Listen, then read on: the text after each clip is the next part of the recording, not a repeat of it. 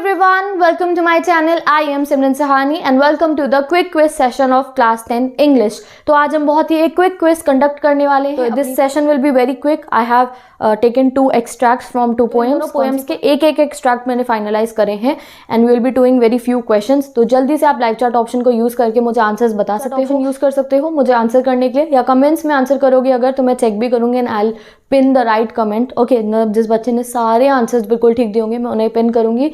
तो you can answer in any way you want to, comments में या live chats में. तो बहुत छोटा सा क्विज सेशन होगा ये. इससे आपकी नॉलेज टेस्ट होगी कि कितना आपको इस पोएम में आता है. Only 2 extracts. So let us start our quick quiz session. तो पहला एक्सट्रैक्ट है, कौन सा हमारा पोएम का है बताना मुझे कमेंट्स में. लेट अस से the way a crow shook down on me the dust of snow from a hemlock tree. तो कौन सी पोएम है, आई होप आप समझ चुके होंगे. तो the first question is the hemlock here stands from.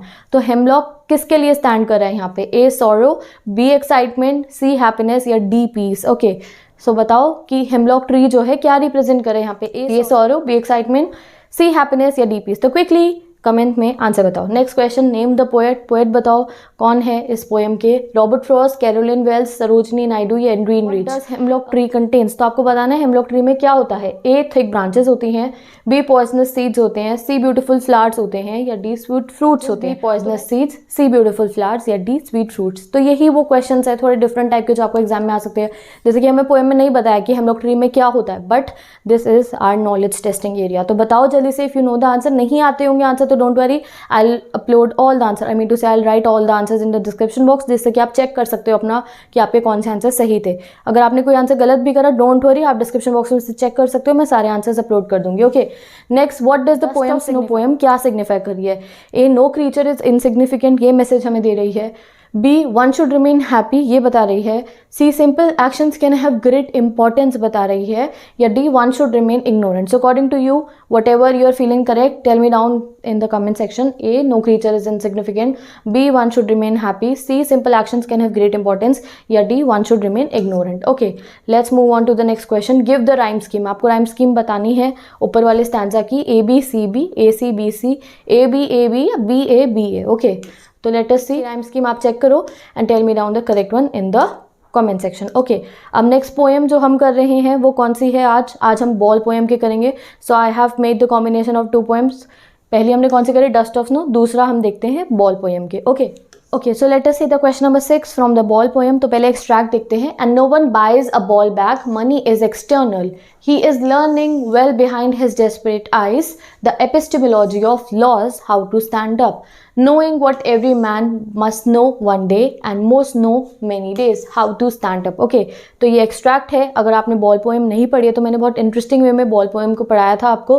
तो डिस्क्रिप्शन बॉक्स में क्लास 10 इंग्लिश की फुल प्लेलिस्ट गिवन है जहाँ पे सारे ही चैप्टर्स का आपको डिटेल एक्सप्लेनेशन मिल जाएगा. तो अगर आपने अभी तक कोई चैप्टर नहीं पढ़ा है, कोई कन्फ्यूजन है, आंसर्स नहीं आ रहे हैं, तो एक बार जाके वीडियोज़ को देख लो, एनसीईआरटी से रीडिंग कर लो, सो दैट आपके कॉन्सेप्ट्स क्लियर हो. अगर आपके कॉन्सेप्ट क्लियर होंगे you will be able to answer the question. तो अगर अभी तक नहीं पढ़िया बॉल पोएम तो प्लीज़ जाके पहले बॉल पोएम पढ़ो and then you will be able to answer the questions. तो let us see the first question.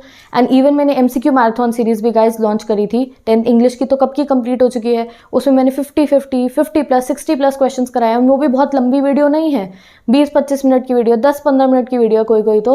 और बहुत सारे MCQ questions, reason, assertion, case based, feeling based मैंने उसमें डिस्कस करे थे. तो जाओ आप जाके रिवीजन कर सकते हो. एंड ये क्विक क्विज सेशंस में क्यों कंडक्ट करी हो, सो दैट आपको एकदम से आपका रिवीजन होता रहे. 5 मिनट्स वीडियो एंड आपका रिवीजन हो गया एंड इससे आपकी नॉलेज टेस्ट हो गई. आपका टच बना रहेगा अपने सारे ही चैप्टर्स से. ओके, तो tell me down the correct answer in the comment section. पहले क्वेश्चन देखते हैं. The epistemology of loss means, क्या मतलब है यहाँ इसका. A understanding the nature of loss, B to lose something, C to enter in a situation where someone had lost something, या D none of these. तो चारों ऑप्शन पढ़ो. 6th one का आंसर करेक्टली मुझे कमेंट्स में बताओ and अगर नहीं आता होगा तो डिस्क्रिप्शन बॉक्स में से चेक करना. Let's move on to question number 7. Question number 7, find the word from the passage which mean the same as study of knowledge.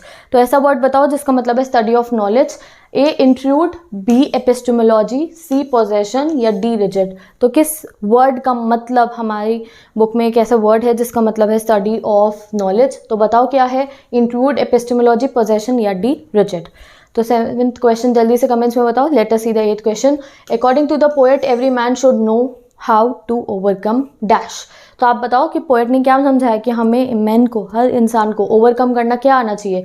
A, profit overcome आना चाहिए, या फिर बी, डिफिकल्टीज ओवरकम करनी आनी चाहिए, option number C, problems overcome करनी आनी चाहिए, या option number D, loss overcome करना आना चाहिए? तो quickly tell me the correct answer in the comments and let's move on to question number 9. The loss of a ball has taught the boy the dash of responsibility. तो आपको बताना है कि ball के खोने से बच्चे को किस चीज़ की रिस्पॉन्सिबिलिटी समझ में आई?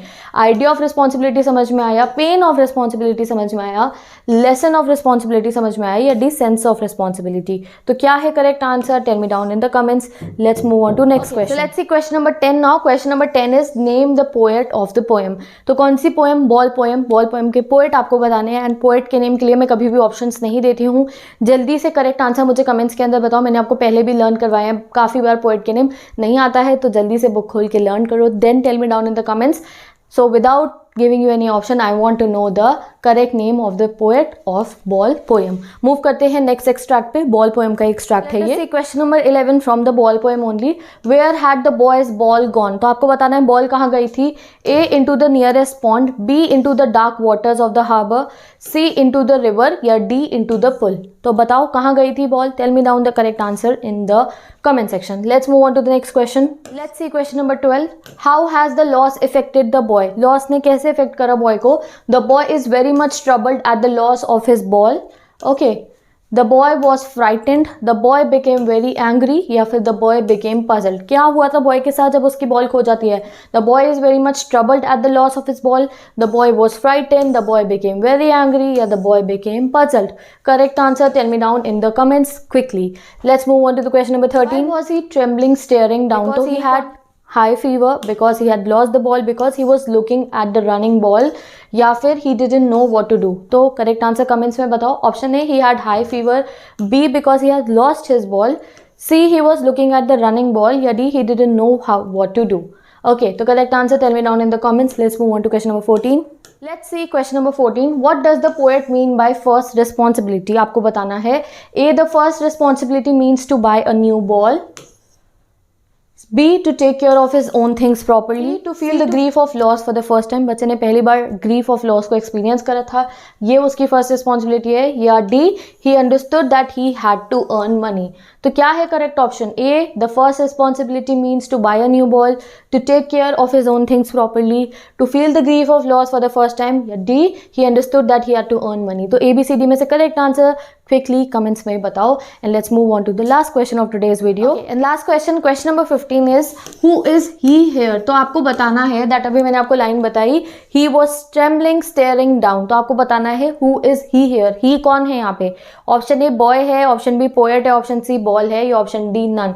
तो correct answer tell me down in the comment section that यहाँ पे ही किसको रेफर करा गया. तो विद दिस हमने 15 क्वेश्चन कर लिया, वेरी क्विकली क्वेश्चन कर लिया, very random question, very quickly. And अगर आपको ये सारे आंसर्स आते थे तो you are going very good. अगर कुछ आंसर्स आपको नहीं आते थे, go and start revising all the poems, go and start revising all the chapters, make your concepts clear. And इस क्विक क्विज सेशंस के थ्रू आपको अपनी स्टेज पता चलती रहेगी दैट आपको कितना रिवीजन करना बाकी है. मैं मिलूंगी आपसे नेक्स्ट क्विक क्विज सेशन के अंदर ऑफ एनी पोएम जो मुझे रैंडमली मन करेगा. मैं ऐसे क्विक क्विजेस अपलोड करती रहूंगी. एसएसटी के हम कर चुके हैं, अब इंग्लिश स्टार्ट कर रहे हैं, तो आप डिस्क्रिप्शन बॉक्स को चेक कर लो. क्लास 10 इंग्लिश की फुल प्लेलिस्ट गिवन है डिस्क्रिप्शन बॉक्स में. सारे चैप्टर्स मैं पढ़ा चुकी हूँ, सबके एमसीक्यू करा चुकी हूँ. This is random quick quiz series. And SST भी फुल कंप्लीटेड है मेरे चैनल पे, एसएसटी पढ़ सकते हो आप. एंड एसएसटी के quick quizzes are there, science is also there, so you can go and check out the description box. और अगर आपको स्टडी मटेरियल चाहिए, यानी कि समरी चाहिए सारे चैप्टर्स की, एमसीक्यू क्वेश्चन चाहिए, सिर्फ इंग्लिश के नहीं, साइंस के भी एंड एसएसटी के भी, तो आप मेरी इंस्टाग्राम आईडी चेक कर सकते हो. लिंक गिवन है डिस्क्रिप्शन बॉक्स में. You can go and check out my Instagram. Highlights check करना, 10th इंग्लिश, 10th एसएसटी, और आपको सारा स्टडी मटेरियल मिल जाएगा. You can save it in your phone and revise it any time. तो with this bye bye, take best of luck. मैं मिलूंगी ऐसे ही next random quick quiz session के अंदर. आंसर्स आप थोड़ी देर बाद डिस्क्रिप्शन बॉक्स में से चेक कर सकते हो, और जो मुझे कमेंट्स में मैं उनका कमेंट पिन भी करूंगी. And I will take your name in the next video. So tell me down all the correct answers in the comments. 15 ही तो है, जल्दी से कमेंट करो. मैं मिलती हूँ नेक्स्ट वीडियो.